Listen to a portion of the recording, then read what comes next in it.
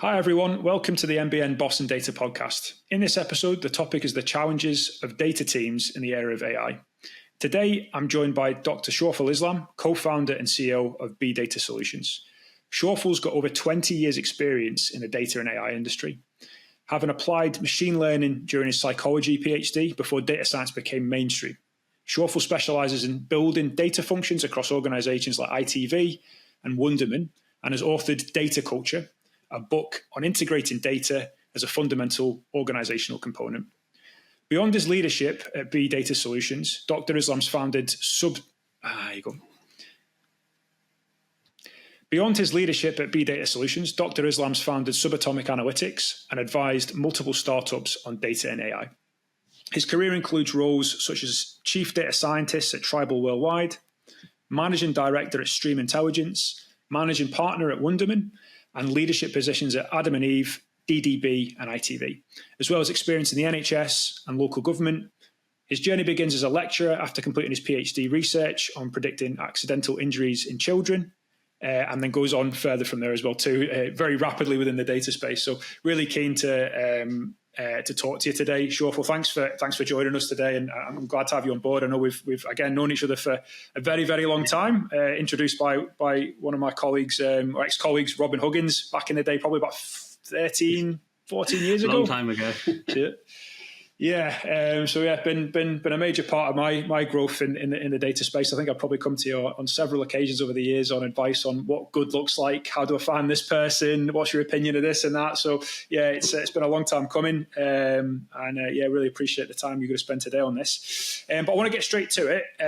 Obviously, regarding the topic we're going to be discussing today, we're going to break this down into three pillars as we've discussed. So hiring, upskilling and tech in building data and AI teams. Before we do this, I'd like you to go into a bit of detail and maybe discuss what changes you've seen over the years when it comes to challenges within data and AI teams, and what the comparison is maybe in the past as well too. So what challenges maybe looked like previously, and has that changed significantly at all, or if at all, in the current space right now? Yeah, thanks, Josh, and thanks for having me on the podcast. So one of the big, there's two big changes that I've seen. One is the pace of technology in the data space. So if you can imagine, when I started, there were only a handful of analytical tools. You know, you could name the big ones like SAS and SPSS and SQL, but then obviously Python rose, R rose, and then there's other tools, and you've now got low code, no code tools. So there's been a massive proliferation of tools and the pace of change of those tools. So if you look at things like Copilot now within, coding and stuff, it's just phenomenal, right? So as someone in the data space, you have to keep up with the tools. If you think you've learned something, you could wake up the next day and realize it's all changed or it's evolved. So that's one of the things that, as data professionals, that you're coming to terms with, is that you can't be comfortable with the tools. Tools are progressing, they're doing far more than they do, and also they're packaged. So if you can imagine, when I did my undergraduate or even PhD, I was handwriting. I mean, we had SPSS, but we were handwriting a lot of the algorithms, right? Because they were sort of custom, bespoke. Now a lot of those are packaged in Python, packages, as well as R packages. They can just pull them and run it. You don't even know what these packages do. You can just run one line of code and it pulls it and does that. So that's one area. The other area is actually people's awareness of data. So obviously about 10 years ago, 10, 15 years ago, after the sort of the internet sort of exploded, people suddenly realized there's loads and loads of data that they could do stuff with. And so it sort of hit everyone's radar. But I think recently, maybe in the last 3 or 4 years, especially with the advancements of generative AI, has been that, wow, we can now use that data as business users. Okay, so suddenly business users are interacting directly with systems that have data, which generate much more questions for analysts to answer. So analysts can't no longer sort of control the narrative of what's possible, what's not possible. The business people are seeing these things demoed and even using, trial systems, saying, well, I can do this on a trial. Why can't you build this into my organization, into whether it's processes, whether it's into applications? And so that awareness has grown. Unfortunately, as you know, with all types of awareness, there's a level of knowledge gap between what's possible on a sort of enterprise level, and what's possible as a sort of proof of concept or a small piece of work. So that is creating a lot of friction I'm seeing in organizations, and that's always been the case. When we launched self-service analytics tools like Business Objects back in the day, and then it became sort of Power BI, Tableau, even Click, which used to be ClickView. The business was like, well, why can't I just have a report now? I want to be able to do this. I want to be able to query all the data. So there was still that gap between what business thought was possible and what was actually realistically possible. But the awareness has grown huge. It'll be very hard to find an organization now that doesn't know what they can do with data. They may not be doing it, but they have awareness of what they can do with data. It's funny that you mentioned SAS straight away. Like, that was one of the few early tools, and it's still going strong. There's plenty of consultancies I work with that still require, SAS specialists in either contract basis or some permanent as well too. And then there's other tools that, you would have probably hired for this in the past at probably companies like Wunderman when we worked with you, Omniture or that's Adobe now. Yeah, or the digital analytics tools. Obviously, GA is still going, but there was a flurry of tools where I'd have to specialise. There was a tool called SpeedTrap, which then NetStat bought, and then NetStat got bought by Comscore, and then I think that went back into Adobe world as well. So there's been a massive revolution of tools moving and evolving. Yeah. Definitely, like web trends as well. That was a big one back in the day. So I'd have to specifically look for like a web trends digital analyst to help on a technical project. But it just doesn't exist anymore. I'm sure it does to some form, but it's just funny how, like, you're right. You can't sort of put yourself all in on a specific tool. I mean, people who've probably done it on SaaS have done really well, most likely. But I'm sure individuals who've worked in SaaS in the past have upgraded their portfolio and worked on different tools, and it just so happens that one survived, and is useful, and it's obviously evolved as well too in time. So yeah, I agree with that. And what we'll go into the hiring piece right now, which is really I'm really interested to hear your thoughts on this. You've probably hired hundreds of people over the course of your career, and I know that you've obviously wrote publications on this, and you're very active on LinkedIn about the do's and don'ts in the space, and you're an authority within this. Sometimes you see technical specialists or data people talking about recruitment or hiring, and they might not get it right, but I think a lot of your content is more or less bang on. So it's you've obviously, from my perspective, it's you've definitely got the chops, so to speak, to talk about this stuff. But in terms of hiring the right data talent, and you've already kind of answered my question. And I think it fits within the narrative of, you can be really good technically, but if you don't know what the business impact of that is, then there's little value you can add, really, or it's limited value, should I say. So my first question to you is, what signals do you look for that show a candidate can drive business impact, and not just build models and be a technical professional? Obviously, we've talked about wider business context, but is there anything else there, or could you expand on that? No, absolutely. So, I mean, one of the things as a hiring manager that I've always been interested in seeing people is curiosity. So, when they come for an interview, it's, the ones that will have a business impact, the ones that ask things like, well, how many units do you sell a day? Or how many customers do you have? How many are returning? How does your business prioritize, profitability over sales? The people who are curious about how your business works, not how the analytics and the data work, but actually how does the business work? How do you operate?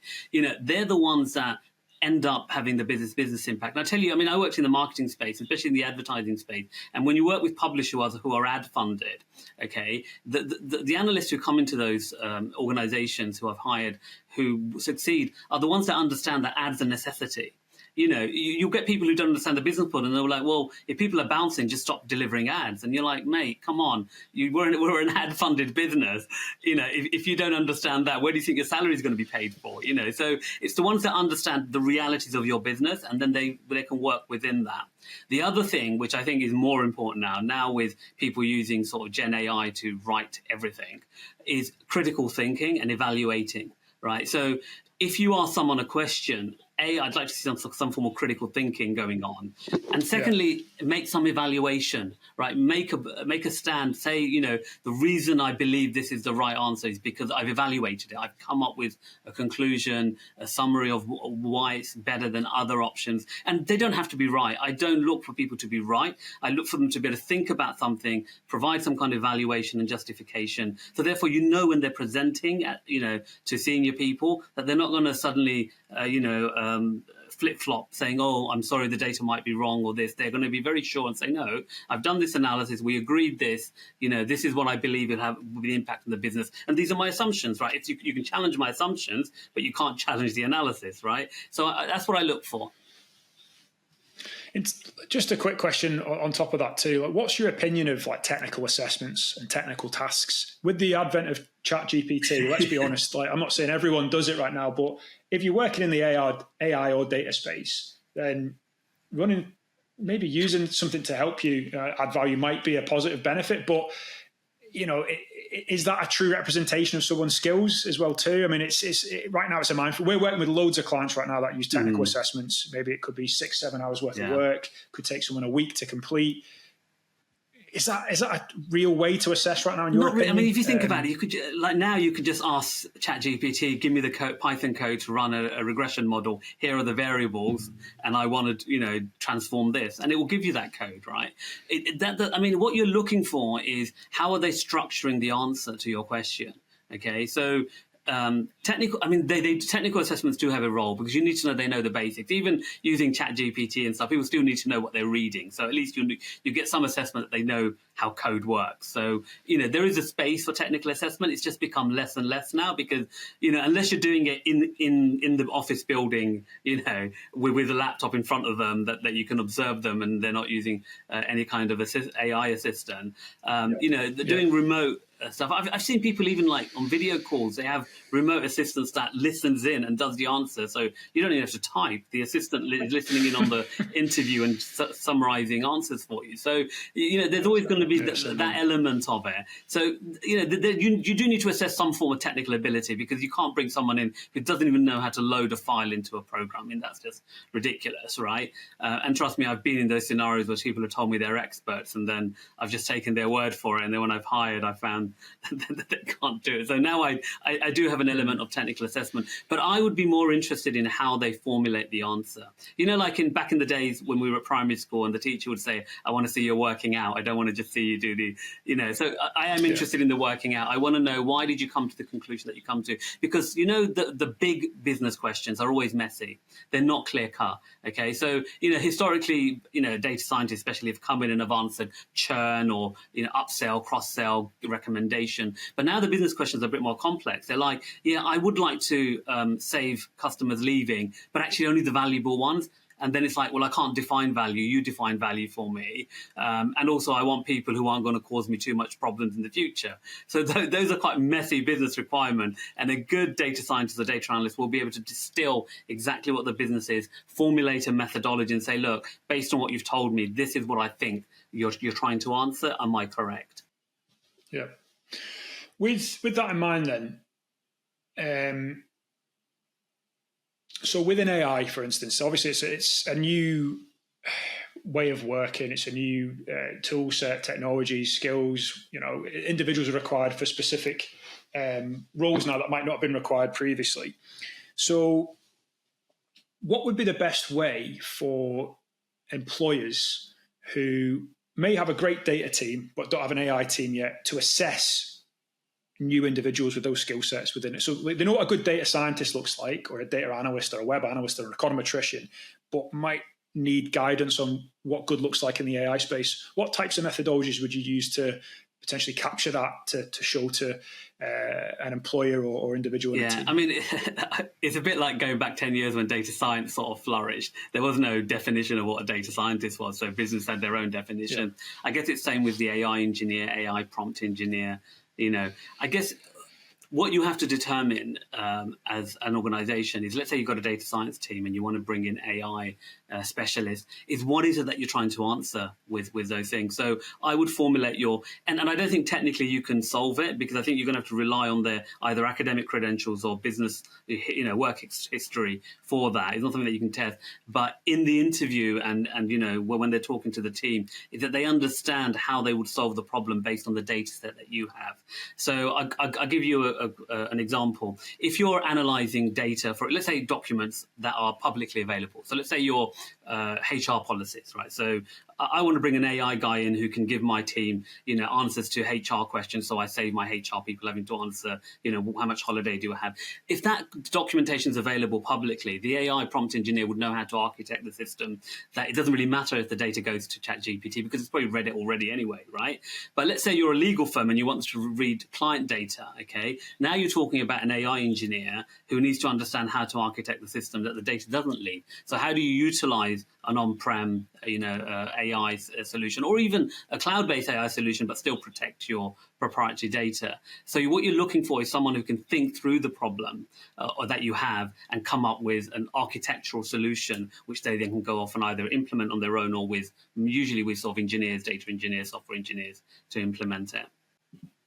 Okay, that's great. Well, that brings me on to my next point, Shorful, and it's how you would assess whether a data professional can effectively collaborate across functions. So bearing in mind your background, like how would you assess someone who could potentially work and collaborate within the marketing function, product function, engineering or commercial teams?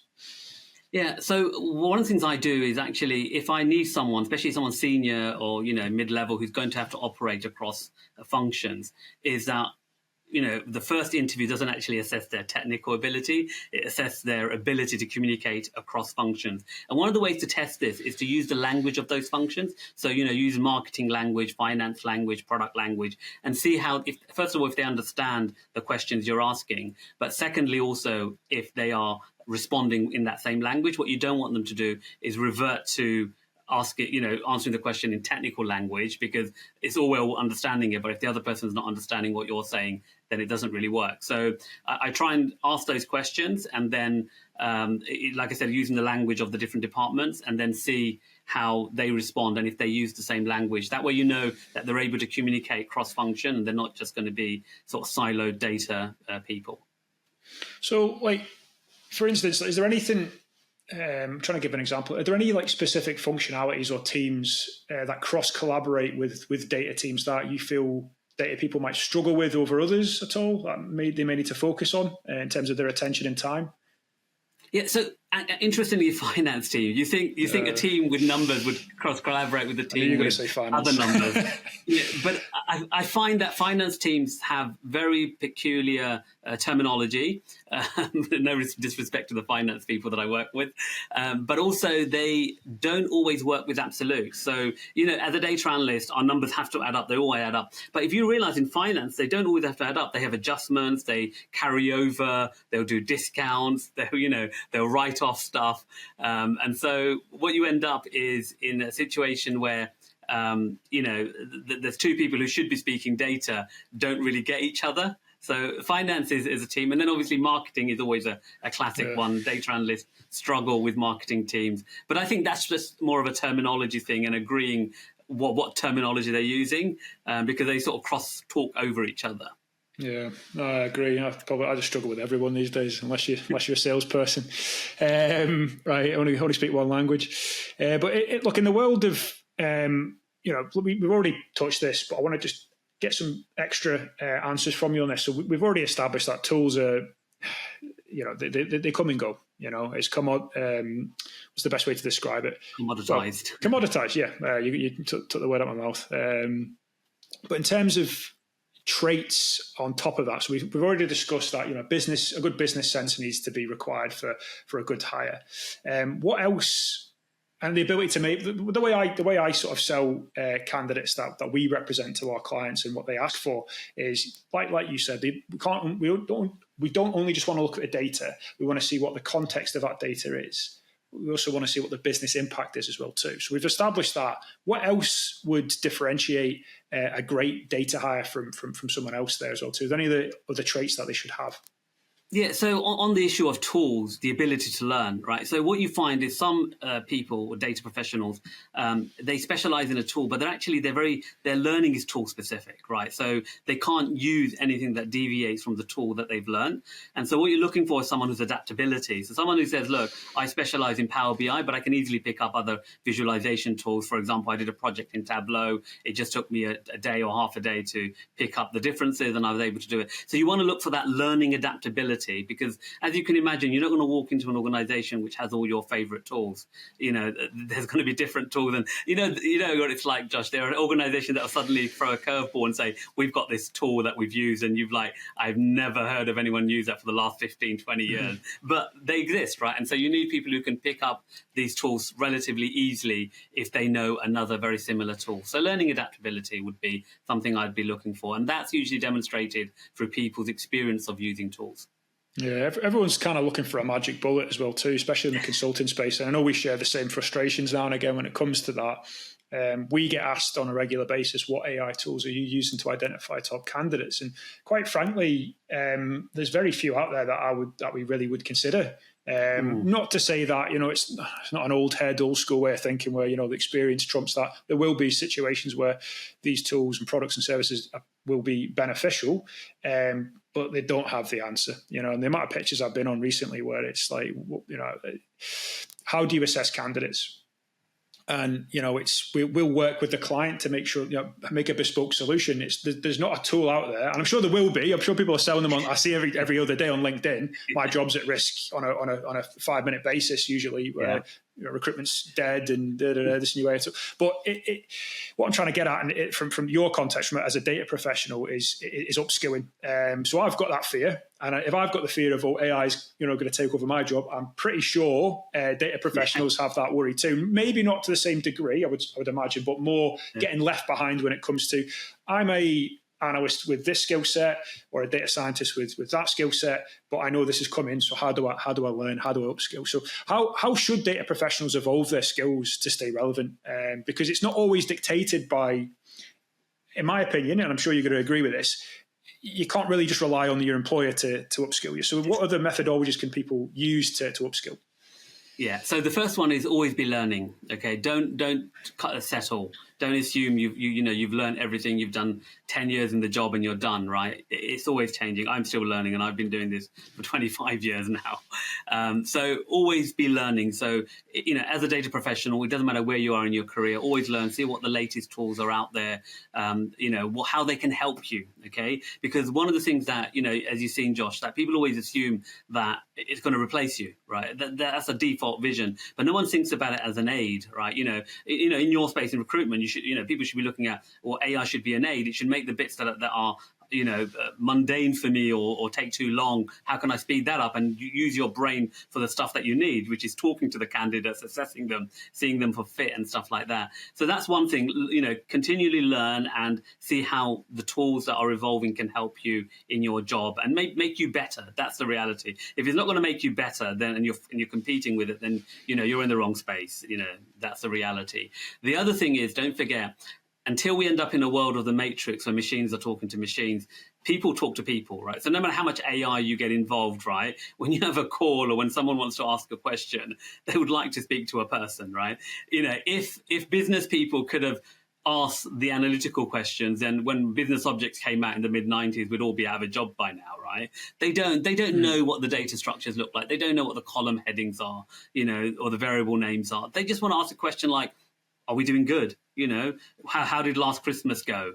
They want to ask human questions, and they want a human at the other end of it who will take that human question, show some empathy, be able to respond as a human saying, when you talk about how did we do last Christmas, do you mean, the Christmas period? Do you want a wider window? Are we talking just about sales? Do you want to talk about loyalty? A human responding in a human way, showing empathy, showing that they understand the person they're talking to, and then going off and doing their job. So if you can demonstrate that you are, I wouldn't say you're human, because hopefully all analysts are human, but you can interact in a human way.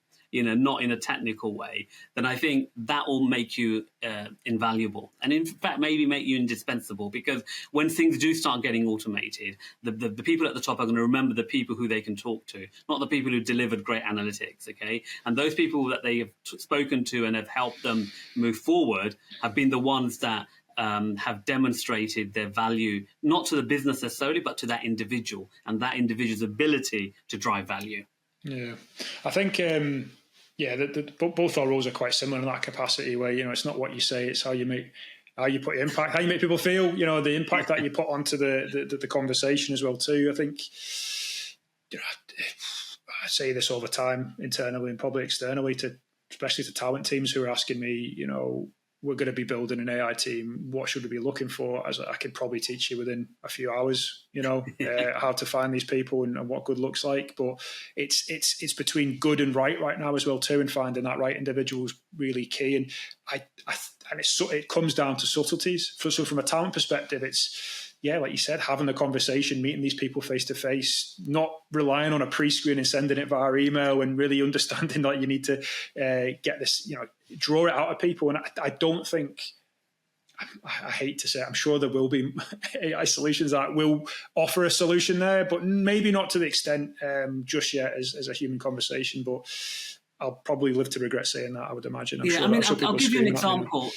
I'll give you an example. In my book, I talk about something called the rockstar analyst. Okay. Now, the rockstar analyst is only brilliant in the context of the organization. In isolation, they are not brilliant. Okay, and what I mean by that is, if you are setting up a brand new function, okay, so let's say you've been given the remit, you're head of market or director of marketing or whatever, and you set up a data function and you hire a head of. So it's a very small team. You need someone like a rockstar analyst who'll come in, works independently, railroad their way through to get things done, cross-communicate with people, that kind of stuff. Someone who's single-minded, gets stuff done, and is brilliant at what they do. If you've got an existing team of, let's say, even 2 or 3 analysts, and you bring a rockstar analyst in, I can guarantee you within 6 months, the other 3 have left, okay? Because these kind of people don't like sharing, they don't like collaborating, because they can't be rock stars if they do that, They need to be single-minded, going for what they believe is the best solution, and they don't care who they knock out on the way. So, unless an AI, someone's got to, if you were to have a discussion with your clients, that's what you'll be assessing. You'll be assessing, right, I can get you the best person, but are they the right person for where you are on your journey? Right. And unless, there will be moments when AI will bring in contextual information and be able to make those judgment calls. But I just don't think they'll be able to look at the client in the face and see that despair when you say, oh, I'll bring a PhD in, and you see the drop in their face and you realize, okay, you've been there and it hasn't worked. Let's work out why it hasn't worked. Right. Yeah. There's definitely stereotypes to the market as well when it comes to stuff like that too. I think with the advent of AI, vacancies becoming more apparent, people with PhDs are not going to be looked upon as just research focused. They've got commercial experience and expertise now. It's not, I've worked very closely with research institutions, years to today, but years ago, and they were kind of the nucleus of a lot of this. What's happening right now in the AI market with higher AI ethics specialists and people who specialised in digital twins, for instance, that's now getting used commercially. So that's changing significantly, but it was boxed in. It's the rockstar analyst is probably the same in every. I could put that in recruitment. That's all I'm going to say. It's the exact same thing. The top billers, I've been there myself. You can be selfish and self-centered and focusing purely on your own mission, and the team falls by at the wayside, and it's ultimately negative and toxic for any organisation. So you can fit that individual into a lot of environments, especially in the consulting space that we both work in. On top of I think we've already answered a few questions through that, but on top of what you see right now in terms, this again is really this is an issue we struggle with, is vertical specialisms, right? So years ago, not even years and years ago, 10 years ago, let's say, when we first started talking, so not too far, though I strongly believe there was probably more vertically aligned data specific roles in the marketplace. So it helped me being quite binary in that capacity. So web analytics, customer insight analytics, data science, data engineering, everything sort of fitted into place. And as a consequence of that too, as our consultancy work does, we were able to put specialists in those vertical alignments that got to understand that market and specialize in that market as well too. Now, my question to you is, within the data context for data professionals, is that still relevant? Are people still specializing deeply? Or do you think a flexible generalist approach is more beneficial right now in the market? So to enter the space, I would recommend being a specialist still, okay? Because you're going to be up against so much competition. Being a generalist isn't really going to help. Yes, it narrows your prospective application pool, but it means you get noticed more. So especially with like the proliferation of these tools, be a specialist in something, right? Whether it's a domain or an expertise in tools, like you've seen, you get SaaS specialists, right, who work in banking and risk modeling, and then you've got SaaS specialists who work in marketing. So specialize vertically, tools and domains. If you want to get started in your career. It's very rare, like early in your career, you're going to be asked to sit in general business meeting, unless you're in the startup world or a small company.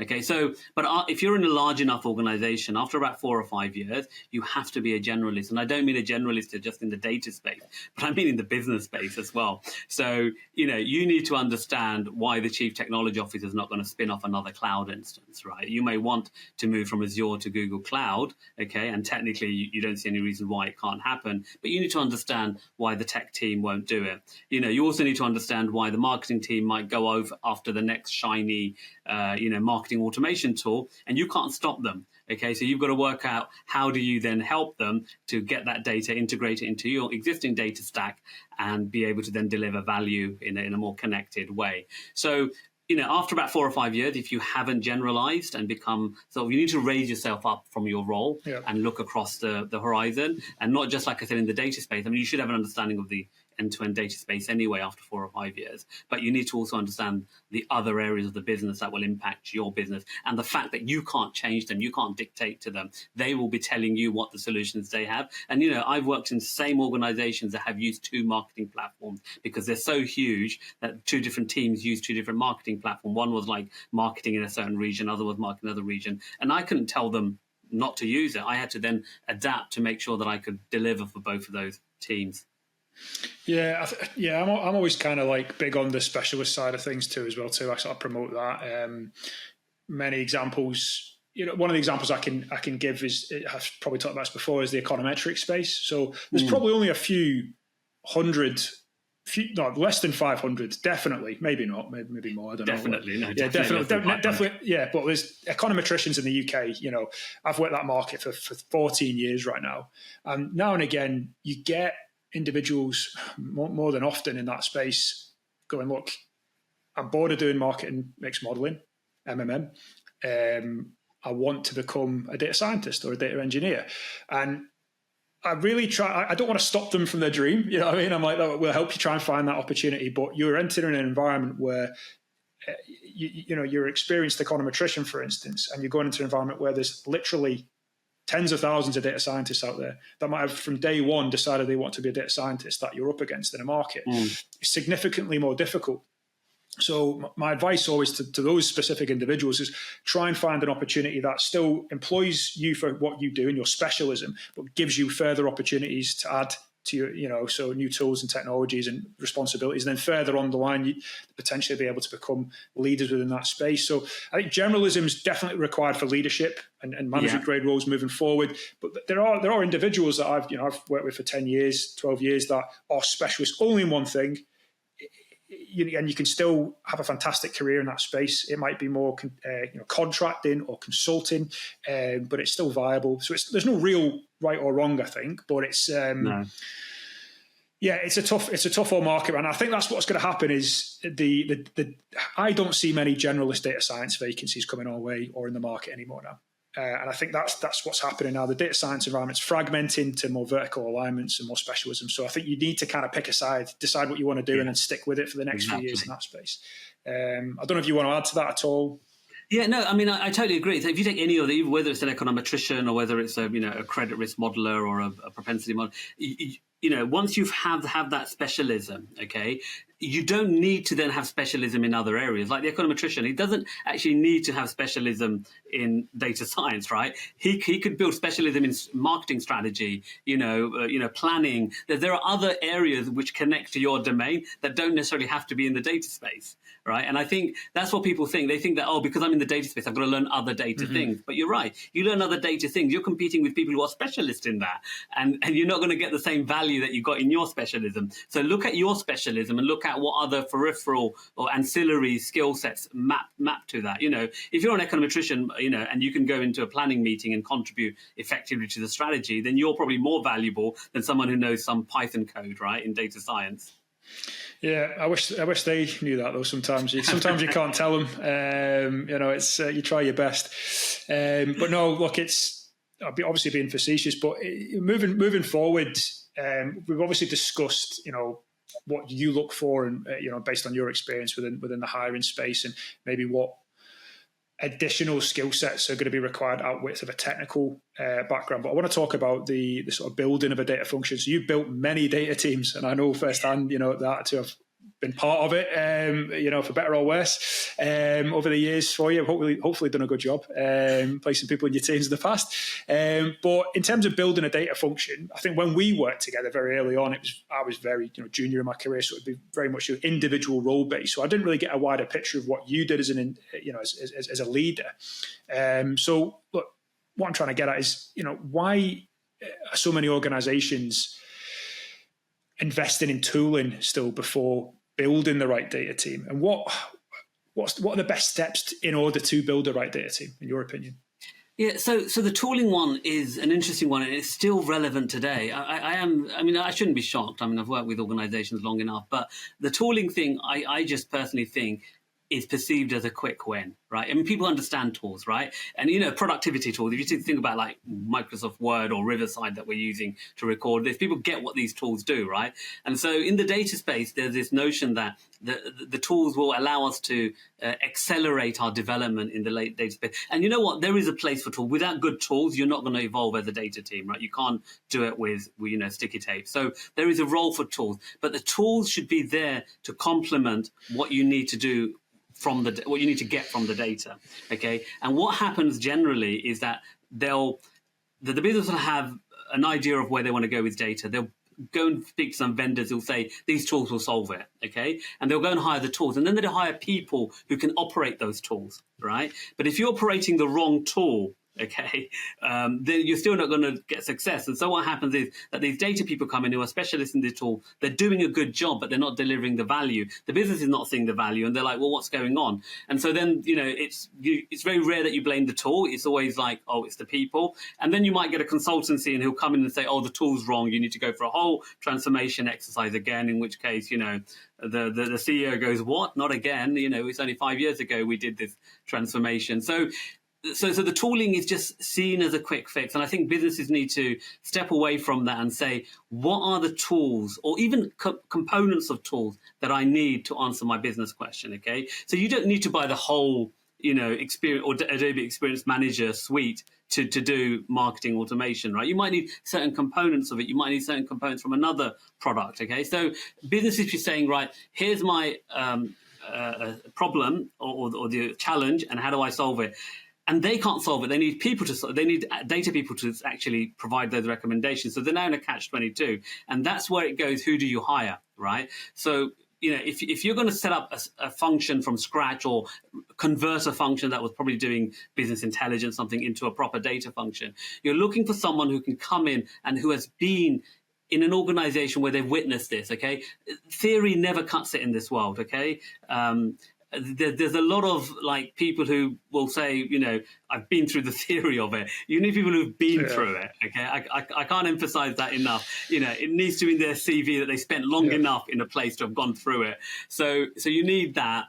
And then the other reason that data teams don't sort of flourish straight away is that people bring people in to answer the now, okay, not what's in the future. So what I mean by this is, for example, if you've just, let's say, you've done a massive digital transformation, you've got your data in one place, now you want to bring someone in who's going to deploy business objects or Power BI or Tableau, right? The challenge will be in 6 months or a year's time when they've done that, what are they going to do? Right? So if you've hired someone just for Tableau and Power BI or whatever, and that's what they're really good at, let's say in a year's time or even 18 months' time, you've evolved. You're suddenly going, we've got all the reports we need. We need someone who's going to be able to help us drive more efficiencies, who's going to be able to help us identify which products will drive the most margin.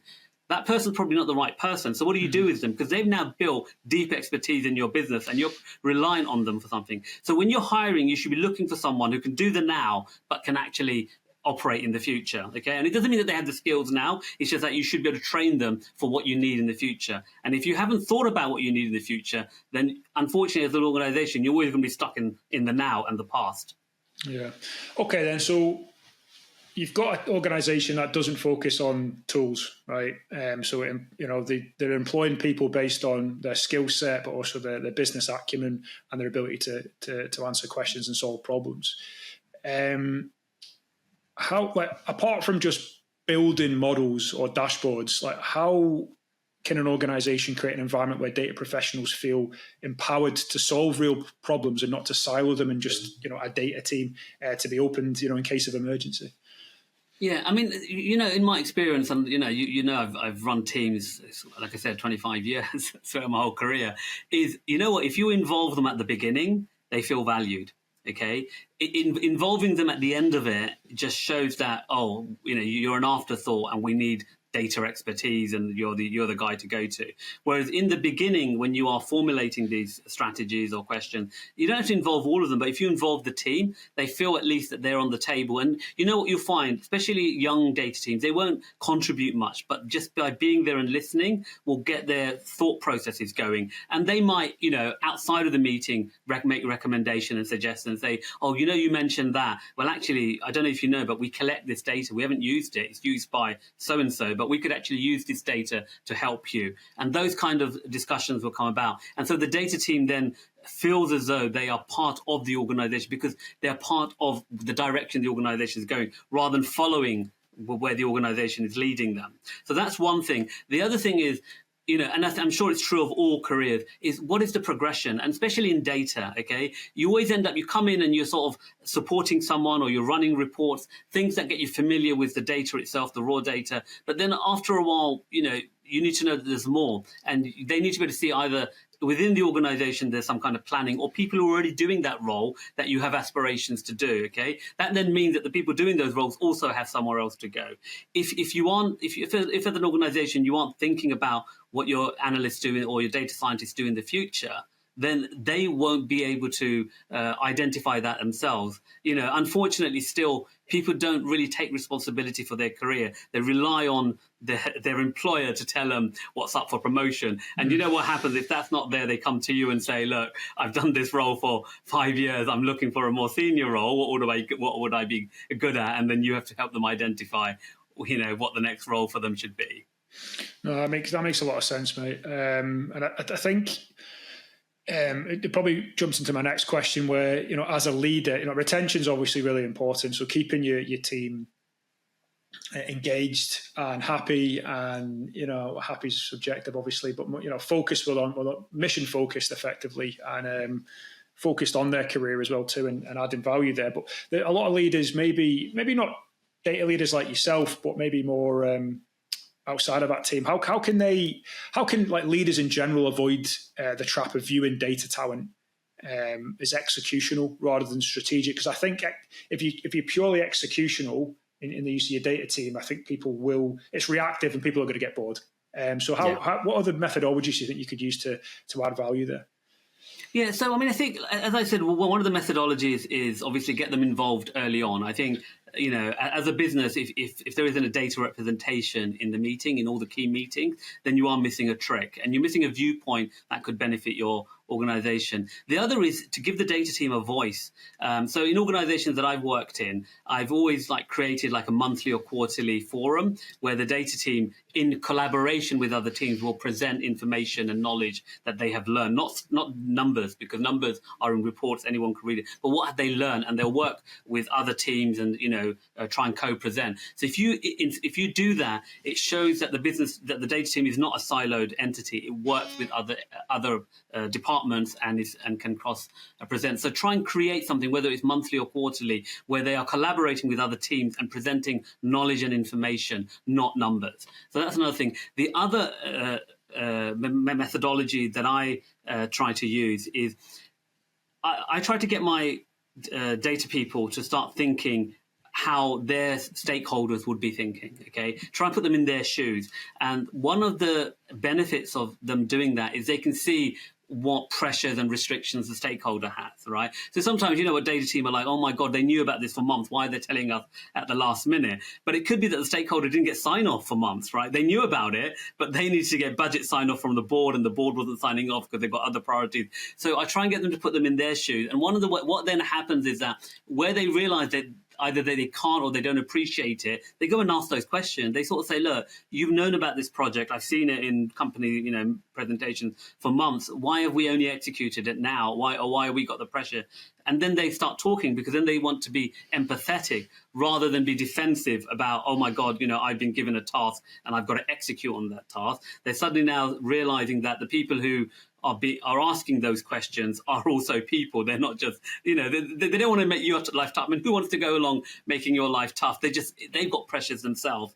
So that's something that I do. And then finally, even as the data team, okay, they should be doing things that are non-data related, outwardly facing. So they need to get involved in organizational events. So for example, like in agency world, we have like pizza nights and stuff like that. And in company dues and stuff, data team need to go to these things. Okay. Mm-hmm. I think what happens is, and it's probably again a stereotype, but a lot of technical people don't like to be out there. I always say that you can't be behind the screen. You've got to be in front of the screen presenting, so try and get involved in these things, because then you're visible, and visibility matters a lot. Okay. In organizations, especially to the senior management, if you are visible, then they know you exist. If you're not, then, when the time comes to cut or they just want something executed, they're going to go to you.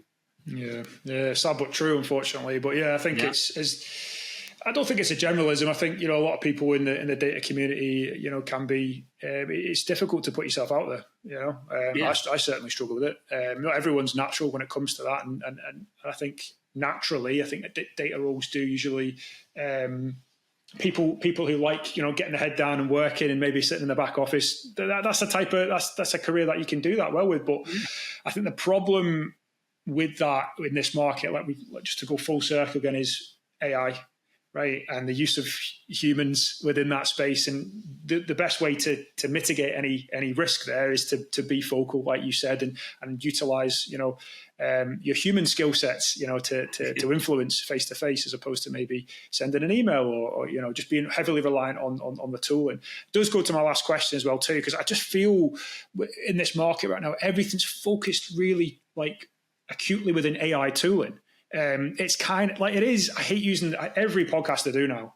I keep going back to 2012, 2013, 2014 with the advent of data science. And the focus was on the tools. It was. And the people became, secondary to that as well too. And I feel we are falling in the same pitfall with this right now. So as AI tooling matures, it's probably a loaded question, this already, but do you think strategic advantages are going to come more from the tech stack or from the people you hire? I think strategic speed will come from the tech stack. You're now going to be able to do things much faster, much more efficiently, and ultimately much cheaply because of the AI tooling that's coming out there. You have AI tools now that can query databases, query document, query unstructured data very, very well. If you think about it, I keep thinking back, and now I look at sort of ChatGPT and Gemini and stuff, and I think about the sentiment analysis I used to do in the late 2000s, so 2007, 8, 9. And, you'd use NLP and you'd have to do a lot of hand coding and stop words and stuff. Now you just ask ChatGPT and say, are these reviews positive or negative? And it just gives it to you. Yeah. You don't need to be an analyst to do that. You don't need an NLP specialist. All of that work's been done for you. So I think there's going to be a lot of strategic gain and speed from these AI tools.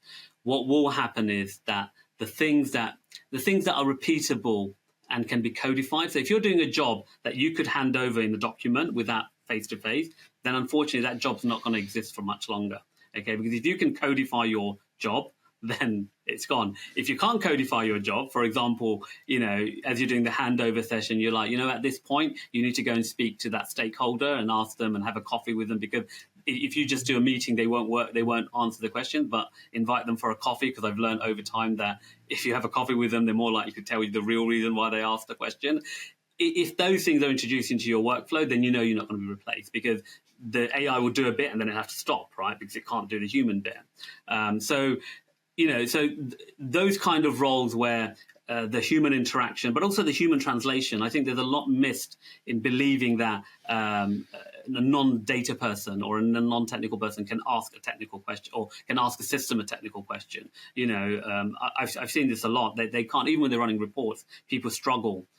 So the data professional who becomes more intertwined with business outcomes, business processes, business networking, is going to always find himself having a role.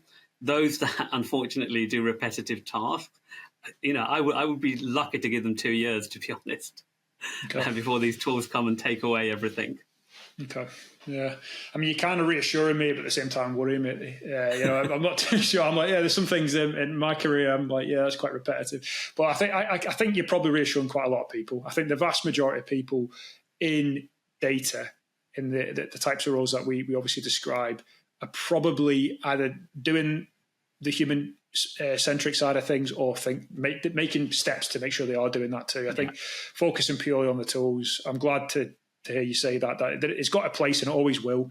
But I think there's nothing out there that a data professional, if they're educated and obviously experienced enough or vice versa, can't learn within reason. So it's good to know, I think. And being client facing, being stakeholder focused, it's not an art. You can get better at it. I was absolutely abysmal when I first started my career in recruitment, terrified, of meeting people face to face. They're just people at the end of the day, and you learn that, you can build relationships from that too. And eventually it becomes second nature. So it's really, really, really good to hear. Definitely reassured me anyway. But no, absolutely really appreciate the time you spent today, Shorful. It's actually flew by as well too. But thanks again for your time. And where can, I know you've got a lot going on. You're obviously on LinkedIn quite heavily, but where can our listeners find you if they want to get in touch?